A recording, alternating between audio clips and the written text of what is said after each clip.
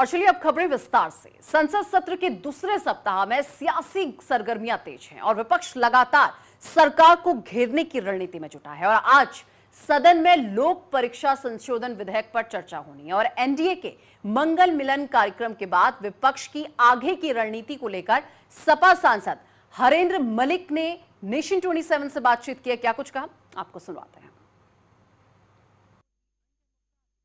छात्रों की जिस तरीके से लगातार आंदोलन किया था छात्रों ने, ऐसे में लगातार विपक्ष सरकार पर हमलावर है और आज कहीं ना कहीं पार्लियामेंट के अंदर मंगल मिलन कार्यक्रम का आयोजन किया गया। ऐसे में अगर हम विपक्ष की बात करें, इंडिया अलायंस गठबंधन की भी बैठक हुई। हमारे साथ बातचीत करने के लिए समाजवादी पार्टी के वरिष्ठ नेता सांसद हरेंद्र मलिक जी हैं। सर, किस तरीके से देख रहे हैं लगातार जो सदन की कार्यवाही है स्थगित हो रही है? देखिए, सदन चलाना ना चलाना सरकार के हाथ में होता है। सरकार जहां जुल्म जायजती में इतिहास बना रही है, वहां सदन ना चलाने में भी इतिहास बना रही है। हाँ, अपोजिशन पर आरोप लगाते हैं। हम यही तो मांग करते हैं कि हमें सुन लो, वो सुनते नहीं हमें। वो कहेंगे इस इशू पर बोलो। हम ये कह रहे हैं कि जो छात्रों के साथ जायजती हुई, हम आपसे पूछना चाह रहे हैं अब हुई क्यों? आप तमाम प्रेस में लीक था कि धर्मेंद्र प्रधान सहित 3 मंत्रियों को ड्रॉप किया जा रहा है। पहले तो चंदा चोरी का मामले से ध्यान दूसरी तरफ करने के लिए इस आंदोलन को बढ़ाया इन्होंने।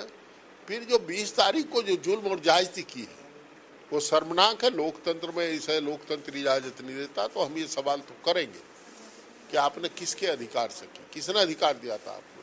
फिर जिसने जायजती की उसके विरुद्ध आपने क्या कार्रवाई की? ये स्थिति है।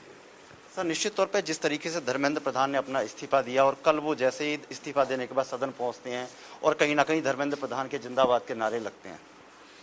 अब ये तो पूछिए, जो दल छात्रों का खून बहा करके सड़क पर, बहनों के कपड़े पाड़ करके और उन लोगों के भविष्य, भारत का भविष्य है छात्रों का भविष्य, भारत के भविष्य के साथ खिलवाड़ करने के उपरांत उस व्यक्ति को जो जिम्मेदारी लेता है उसको जिंदाबाद के नारे बोलते हैं, तो ये तो आप देख लीजिए भारतीय जनता पार्टी का असली चरित्र क्या है। निश्चित तौर पर सर, जिस तरीके से लगातार सदन की कार्रवाई स्थगित हो रही है, आज कहीं ना कहीं ये ऐसा बताया जा रहा है कि 8 घंटे तक सदन की कार्रवाई चलेगी और इसमें कहीं ना कहीं परीक्षा संशोधन जो बिल है वो पेश किया जाएगा। विपक्ष की इस बार क्या रणनीति रहने वाली है?